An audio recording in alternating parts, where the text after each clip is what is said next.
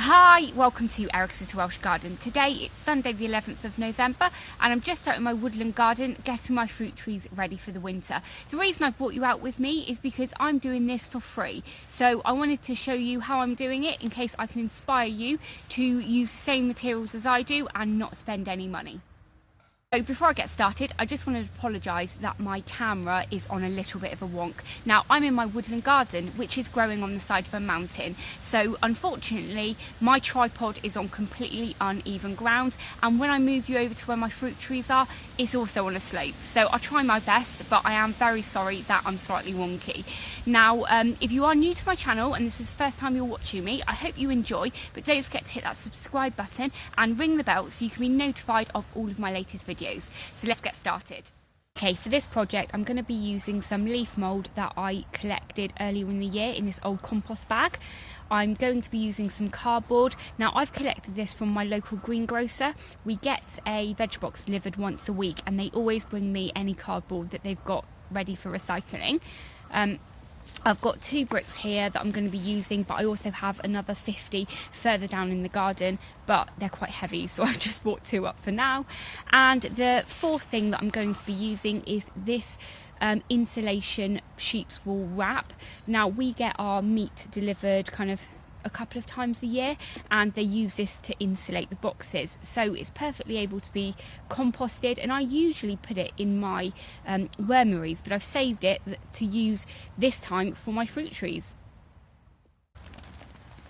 Okay, so the first thing that I'm doing is just adding some leaf mould that I collected from the kind of forest floor earlier in the year. It's not completely rotted down, but it's very lovely. So I'm just going to put that around the base, so as it rots down it's going to feed the plants.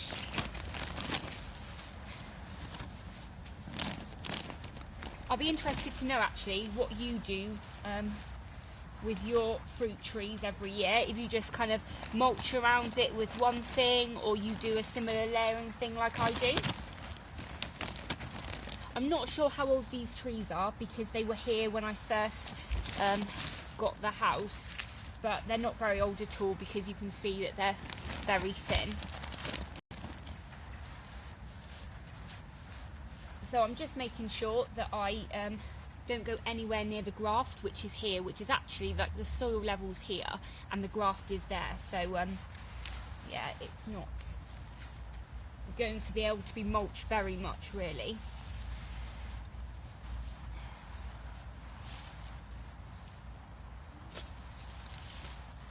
So what's good about this this sheep's wool is that obviously it will provide nutrients and it's a lovely weed membrane as well.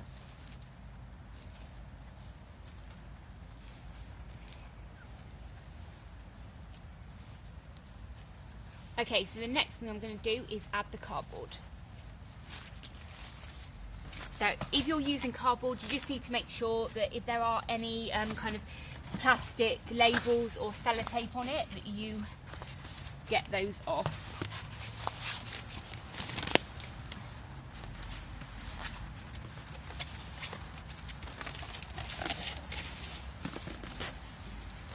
And now I'm just going to put the bricks on top, just hold it all down. Otherwise, you know, the first bit of wind we get is going to all fly off.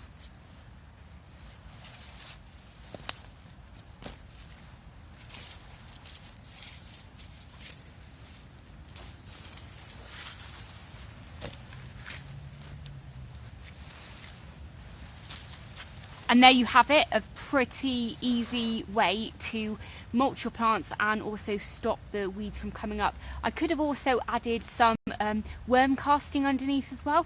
That would have added some really nice nutrients to the soil.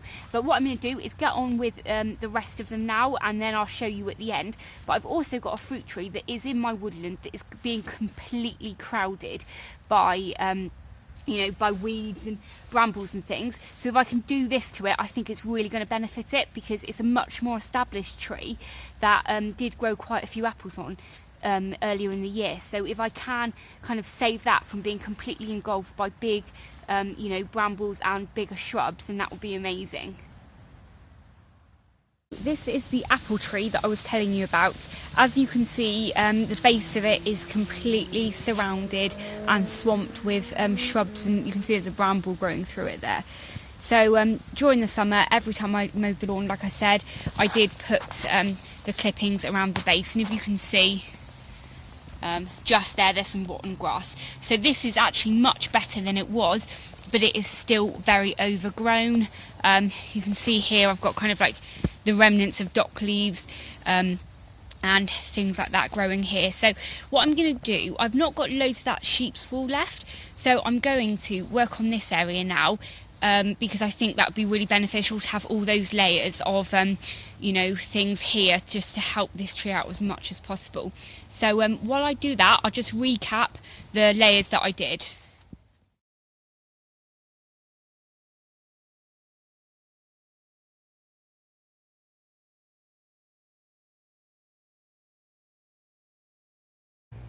So with my bigger apple tree here, what I did was just spend about 5 minutes cutting back loads of the shrubs from around the base of the tree and kind of around the sides, as you can see, and then I put a really thick layer of the leaf mould down, and when I came to putting the cardboard, I also put about 5 layers down. So I'm really hopeful that that should keep it happy over the winter.